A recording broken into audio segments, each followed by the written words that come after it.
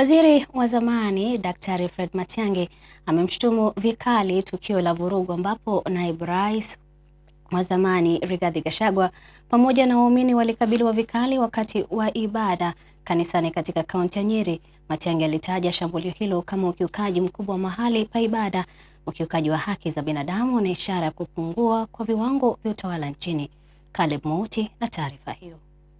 Naibu kinara wa chama cha Jubilee Daktari Fred Matiang'i amenyoosha kidole cha lawama kwa viongozi wa serikali, akiwashtumu vikali kwa kuruhusu ghasia hiyo kutokea. Matiang'i pia ametaja kuwa hatua hiyo ni sehemu ya mpango wa kuwavuruga viongozi wa upinzani ambao hawako sambamba na serikali.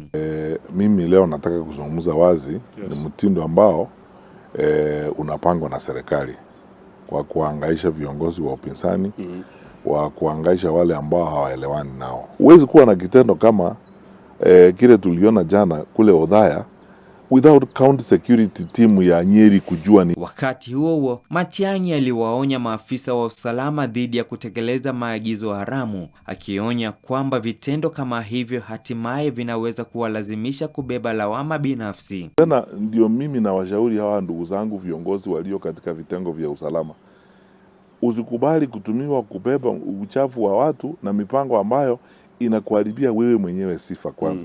Inaharibu nchi yako.